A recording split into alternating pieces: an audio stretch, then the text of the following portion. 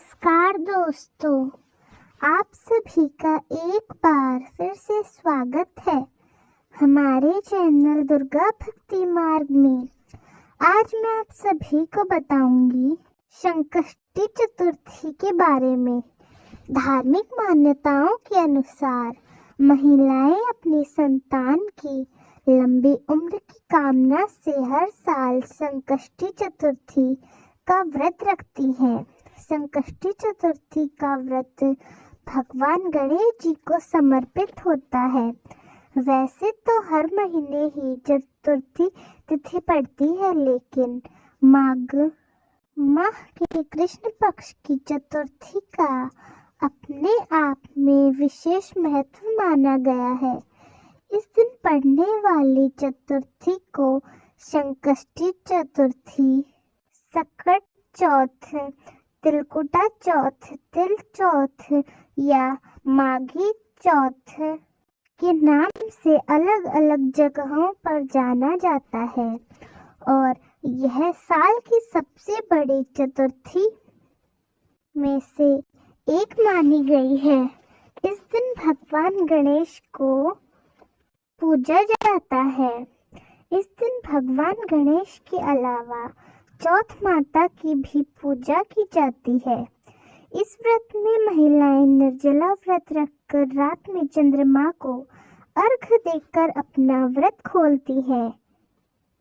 चलिए जानते हैं कि इस साल सकट चौथ का व्रत कब रहेगा। इस दिन पड़ने वाले मुहूर्त कौन कौन से होंगे और राहु काल का समय क्या रहेगा। इसके अलावा चंद्रोदय का समय क्या रहेगा। इस बार चतुर्थी तिथि प्रारंभ होगी 17 जनवरी शुक्रवार सुबह 4:07 से और समाप्त होगी 18 जनवरी शनिवार सुबह 5:30 पर। इसलिए इस बार सकट चौथ का व्रत 17 जनवरी को शुक्रवार को ही रहेगा। सकट चौथ के व्रत में सुबह से लेकर रात तक व्रत रखा जाता है। रात के समय भगवान गणेश को तिल, गुड़, मोदक और मूंगफली आदि का भोग लगाकर प्रसाद के रूप में ग्रहण कर लिया जाता है। 17 जनवरी शुक्रवार को सूर्योदय होगा सुबह 7:14 पर और सूर्यास्त होगा शाम को 5:59 पर। ब्रह्म मुहूर्त का समय सुबह 5:37 से सुबह 6:02 तक रहेगा। सकट चौथ के दिन इस बार सर्वार्थ सिद्धि योग भी बन रहा है, जिसमें सौभाग्य योग पूरा दिन रहने के बाद मध्य रात्रि 12 बजकर समाप्त होगा। इसके बाद में शोभन युग प्रारंभ हो जाएगा। अमृत काल सुबह 10:11 से सुबह 11:53 तक रहेगा। राहु काल सुबह 10:30 बजे से दोपहर 12 बजे तक रहेगा। अब जानते हैं पूजा के उत्तम मुहूर्तों के बारे में। सकट चौथ की पूजा का सुबह का शुभ मुहूर्त प्रारंभ होगा सुबह 5:54 से 7:15 तक। शाम की पूजा का मुहूर्त होगा शाम को 5:48 से शाम 7:09 तक। इसके अलावा अभिजीत मुहूर्त में यानी दोपहर के समय भी भगवान गणेश की पूजा की जाती है, कथा का श्रवण होता है। तो अभिजीत मुहूर्त दोपहर 12:55 से 12:58 तक ही रहेगा। अभिजीत मुहूर्त में की गई पूजा बहुत जल्दी सफल होती है। चंद्रोदय का समय होगा रात 9 बजे से शुरू होगा। तो सकट चौथ के दिन रात को चंद्र देवता को जो अर्घ्य दिया जाता है वो इस समय के बाद से आप कभी भी देखकर अपने व्रत का पारण यानी अपने व्रत को खोल सकते हैं। चौथ का व्रत निर्जला और निराहार रखा जाता है। जिनकी समर्थता निर्जला निराहार व्रत रखने की हो तो वह बहुत उत्तम होता है। यदि निर्जला निराहार ना रह सके तो इस व्रत में सुबह की पूजा करने के बाद चाय पानी फल आदि ले सकते हैं।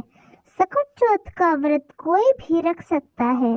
भगवान गणेश की विशेष कृपा पाने के लिए आज के दिन नमक का सेवन करने से बचना चाहिए। विधि विधान से भगवान गणेश जी की पूजा करके मंत्रों का जाप करने के अलावा कथा का श्रवण भी करना चाहिए, तभी व्रत पूर्ण माना जाएगा।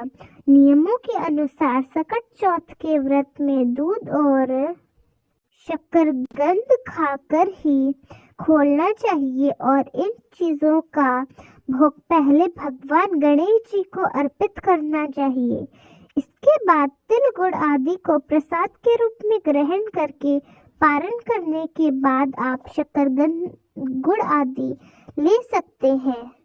जिनकी समर्थता आज के दिन निराहार निर्जला रहने की ना हो तो वह आज के दिन के समय जूस या फल आदि ग्रहण कर सकते हैं। जो लोग व्रत खोलने में सक्षम नहीं हैं, उन्हें आज के दिन तामसिक चीजों का यानी मांस मदिरा आदि का सेवन भूलकर भी नहीं करना चाहिए। इस दिन दान देना बहुत ही शुभ माना गया है और पूजा करते समय काले रंग के वस्त्र पहनना वर्जित होता है। सकट चौथ के दिन महिलाओं को पीला रंग या लाल रंग का कपड़ा धारण करके पूजा करनी चाहिए।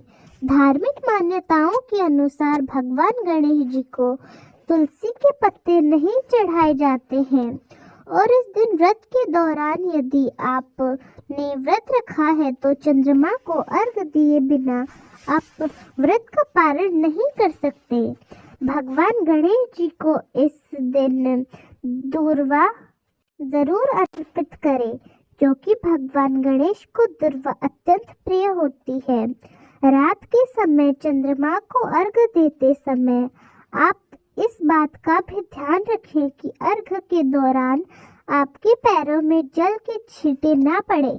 यदि रात के समय आसमान में चंद्रमा ना दिखाई दे, कोहरे हो या बादल हो, ऐसे में आप चंद्रमा की आकृति बनाकर या भगवान शिव के मस्तिष्क पर विराजमान अर्धचंद्र की पूजा भी कर सकते हैं। उन्हें भी अर्घ देकर अपने व्रत का पारण किया जा सकता है।